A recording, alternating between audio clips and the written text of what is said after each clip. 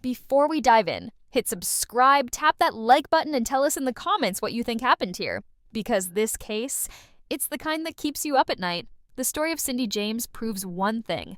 Sometimes reality isn't just stranger than fiction. It's darker, weirder, and way more terrifying. And the truth? Still out there, waiting. Oh, I love when you get all mysterious like this. What are we diving into today? Well, we're looking at the case of Cindy James, this Canadian nurse who died back in 1989. But here's the thing. For almost 7 years before her death, she reported being stalked and harassed in these really terrifying ways. 7 years of stalking? That's horrible. What kind of harassment are we talking about? It was extreme, like really extreme. She'd get these threatening phone calls, her house was broken into, she was physically attacked multiple times, and was even found unconscious with nylon stockings tied around her neck on several occasions. Oh my God, that's absolutely terrifying. Yeah, and that's just the beginning of this case closed episode. What makes this whole thing so bizarre is that when police investigated, they couldn't find any evidence of a stalker. And then, when Cindy's body was finally discovered, she was hog-tied with rope, had a stocking around her neck, and was pumped full of drugs. Wait, so was she murdered by her stalker or? That's the million-dollar question. Some people believe she was murdered, while others think she, staged everything herself, including her own death. The case was ultimately ruled as death by unknown event, which is just, that never happens. An unknown event?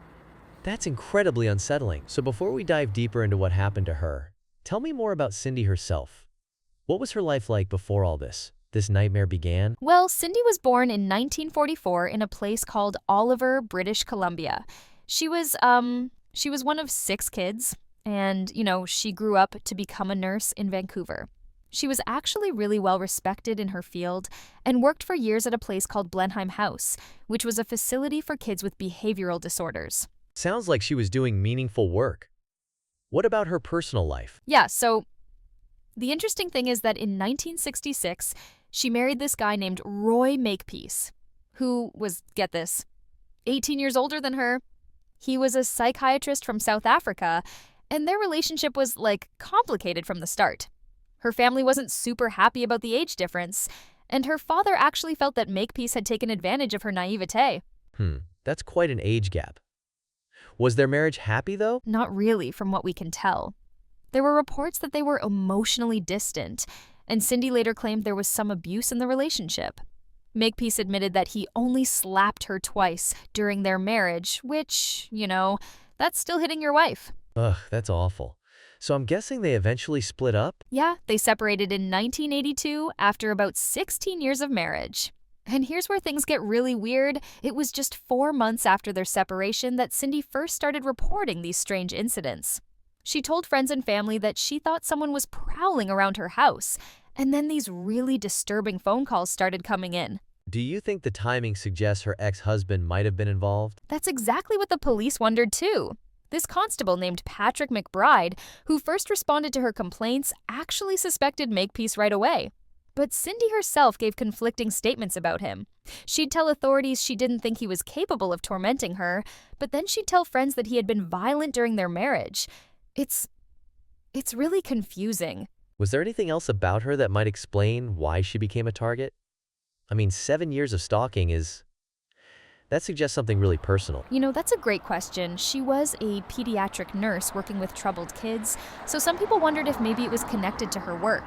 Makepeace himself actually suggested that maybe the mafia was after her because of some connection to the children she worked with who were wards of the court. But there wasn't any evidence to support that theory. So what happened after those first phone calls? How did the harassment escalate? So, things got really intense, really quickly. The first calls were in October 1982, and they were, breathing noises and whispers like, "I'll get you one night, Cindy." But by January 1983, just a few months later, her friend Agnes Woodcock found Cindy lying unconscious in her backyard with a nylon stocking wrapped around her neck. Oh my God. Was she okay? Well, physically she recovered, but when she came to, she told Agnes that she'd been attacked from behind by someone while walking to her garage. She said there were actually 2 men and that they They strangled her and threatened to kill her sister if she went to the police. And this was just the beginning of a pattern that would repeat for years. That's terrifying. So what else happened? Yeah, so the attacks kept getting worse and more frequent. In January 1984, her private investigator, this guy Ozzy Caban, found her unconscious with a paring knife stabbed through her hand, and this really disturbing note pinned with the knife that read, "Now you must die, cunt." And it was made with, like, cutout magazine letters. Classic stalker style. Wait, she had hired a private investigator? The police weren't helping? Right, she felt like she needed more protection. And over the next few years, there were, dead cats found in her garden, strangled and bound with rope. Her dog was abused, her house was broken into, there were fires set in her home, and she was found 3 more times with those nylon stockings around her neck. This is absolutely horrific. And no one saw anything? With all these attacks happening, how could the stalker just disappear every time? That's exactly what made the police suspicious. See, the thing is, in July 1984, Cindy claimed she was attacked in a park, and hours later, she was found dazed with another stocking around her neck and puncture marks in her arm. In December '88, she was found hogtied, partially nude, with another stocking. Each time she was found, it was almost like she'd just appear somewhere injured. So you're saying the police thought she was… what? Doing this to herself? Well, yeah, that's what they started to think. Because despite all these incidents, and we're talking about 90 separate reports over 7 years, they couldn't find any concrete evidence of a stalker. No fingerprints, no witnesses who saw anyone suspicious, no one on the surveillance they set up. It didn't add up. But who would do that to themselves? The knife through her hand? The strangulation? That's extreme self-harm, if that's what was happening. I know, right? That's what makes this case so, disturbing and fascinating. Because either someone was terrorizing this woman for years and was somehow smart enough to never leave evidence, or Cindy was orchestrating this entire nightmare herself. And honestly, both scenarios are pretty terrifying when you think about it. So here's where things get really complicated. Despite Cindy reporting around 90 separate incidents over 7 years, the RCMP, that's the Royal Canadian Mounted Police, they couldn't find any concrete evidence that anyone was actually stalking her. Wait, seriously? After all those attacks? Yeah, and they didn't just take this lightly. The police spent between $1 to $1.5 million investigating her claims. That made it one of the longest and most expensive investigations in British Columbia history at the time. That's a massive amount of resources. Exactly. They had surveillance teams, they used scent dogs, they interviewed everyone in her life, but nothing. And, there were these little things that just didn't add up. When fires happened in her house, the windows that were supposedly used by intruders had undisturbed dust on the sills. Or how she'd be found after these attacks. But somehow the timing of her drug intoxication didn't match her story. So what did the police think was actually happening? They started to suspect that Cindy was, orchestrating everything herself, creating this elaborate fiction of a stalker. At one point, they hired this mountain climber who was an expert on knots to analyze the stockings she was found tied with. And initially, he said it would be impossible for her to tie herself up that way. But later, during the inquest, he actually demonstrated in court how she could have bound herself in just 3 minutes. But why? Why would someone put themselves through that kind of torment? Well, that's where her mental health came into the picture. Several psychiatrists who treated her had different diagnoses. One thought she had hysterical personality disorder, another suspected borderline personality disorder with PTSD.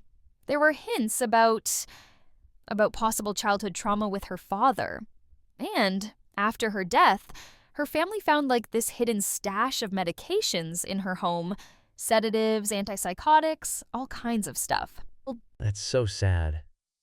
Whether she was doing it to herself or someone was actually terrorizing her, she must have been living in absolute fear. Totally. And Cindy herself became increasingly frustrated with the police because she felt like they didn't believe her. She actually filed a complaint against the RCMP, saying there was only one detective she trusted. And the thing is, even some of the officers who worked on her case were divided. Some believed she was fabricating everything, while others felt there might actually be something more sinister going on. So either way, this was someone in serious distress. Absolutely. And this skepticism from authorities would ultimately play a huge role in how they approached her disappearance and what happened after. So what actually happened on the day Cindy disappeared? Do we know? Yeah, so on May 25th, 1989, Cindy was going about what seemed like a pretty normal day. She picked up her paycheck from Richmond General Hospital around 4 p.m. and a coworker who saw her said she seemed to be in good spirits. She even mentioned that she hadn't experienced any suspicious activity at her home for at least 2 weeks. That's interesting. So things had been quiet for a while? Right, exactly. And later that evening, around 8 p.m., she was seen at a Safeway supermarket buying groceries and then stopping at a Bank of Montreal to deposit her paycheck. A bank customer actually remembered standing behind her at the ATM at like 7:59 p.m. That's the last time anyone saw her alive. Oh my God. What happened next? Well, she had plans that night. She was supposed to have some friends over to play bridge, the Woodcocks, and they were going to spend the night. She'd even scheduled to have this new infrared security system installed in her home that day. But when her friends showed up around 10 p.m., the house was locked and her car was gone. So they knew something was wrong right away? Yeah, I mean, given her history, they immediately got worried. They drove around looking for her and found her car abandoned at the Blundell Shopping Center. Inside the car were groceries and this wrapped birthday gift for her friend's son. There was blood on the driver's side door, and the contents of her wallet were scattered underneath the vehicle. That's terrifying. What did the police do? They started searching right away, which is pretty unusual for someone who's only been missing a few hours. But because of her extensive history with the police, they took it seriously from the start. They even had the Coast Guard searching nearby rivers and the Gulf of Georgia. And then they found her? Yes, but not until 2 weeks later, on June 8th. A municipal worker discovered her body in the backyard of an abandoned house. And Anna, the scene was just bizarre. Her body was hogtied with rope, with a black nylon stocking tied tightly around her neck. And get this, someone had spray painted, "Some bitch died here," on a fuel tank nearby, with an orange line leading from the tank to her body, circling around it. Inside the abandoned house, there was another graffiti that just said, "Devil." Oh my God, I don't even have words. That's horrific. It really was. And, the autopsy found that she had died from a massive overdose. She had 10 times the lethal dose of morphine in her bloodstream, plus lethal amounts of diazepam and flurazepam. The bizarre thing was, the pharmacologist was totally baffled about how the morphine had been administered. And her hands had been bound so tightly that one finger had scratched another down to the bone. So was it murder? It has to be, right? You'd think so, but the location was really strange. The body was found in plain sight, along a busy street with lots of foot traffic, and forensic experts determined she'd been there for about a week. It didn't make sense as a dump site if someone was trying to hide a murder. This whole case is it's so disturbing on so many levels. After all that, what did the coroner's inquest conclude?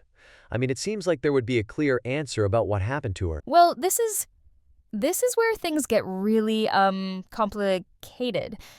The inquest was actually the longest and most expensive in British Columbia history at that time.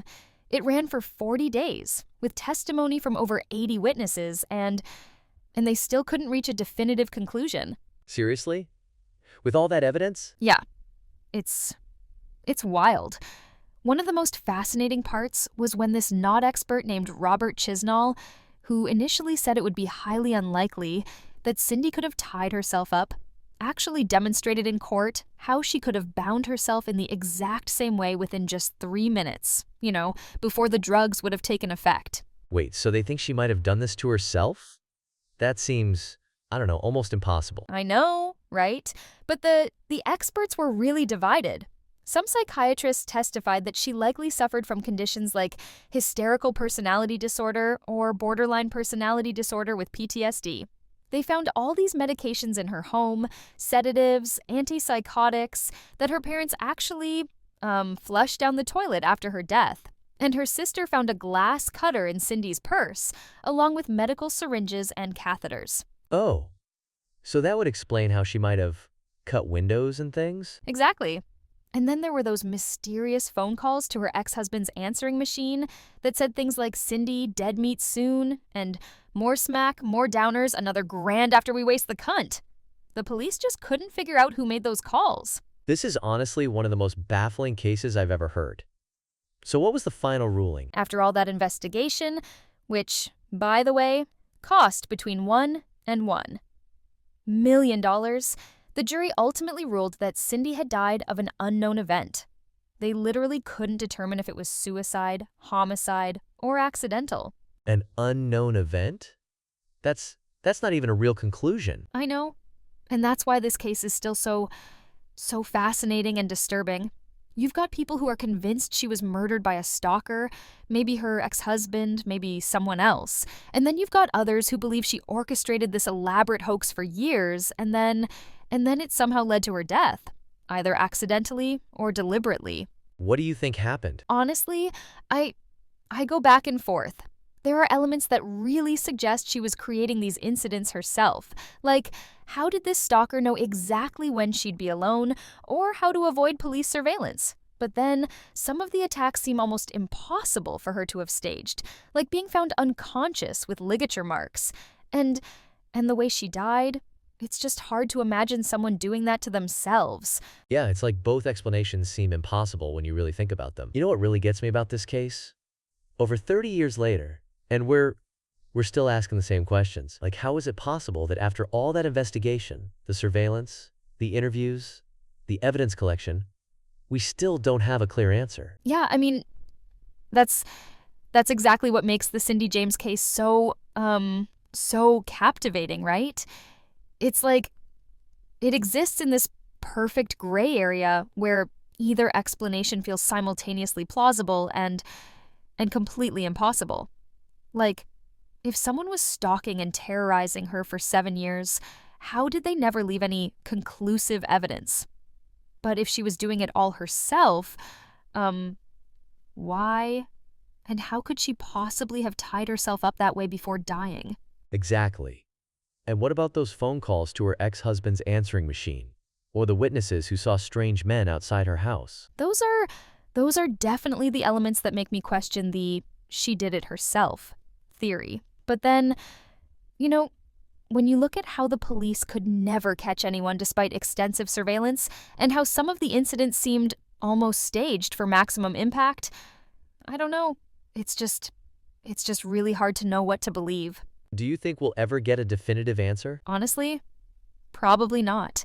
I think this is one of those cases that will just continue to fascinate people because it touches on so many complex issues, you know? Mental health, police investigations, the limits of forensic evidence, and like our basic need to understand how someone could end up in such a terrible situation. It really makes you wonder about all the other cases out there that end with these kinds of unsatisfying conclusions. The unknown events of the world. Exactly. And I think that's why we're drawn to cases like Cindy's, because they remind us that, you know, sometimes reality is stranger than fiction, and sometimes the truth is just out of reach. Well, that's all we have for this episode of Case Closed. Though in this case, maybe Case Unsolved would be more appropriate. Please don't forget to subscribe to the channel. Right? And next week we'll be back with another mysterious case that will definitely get you thinking. Until then, form your own conclusions about what happened to Cindy James and maybe check your locks twice tonight. Thanks for listening, everyone. We'll catch you next time.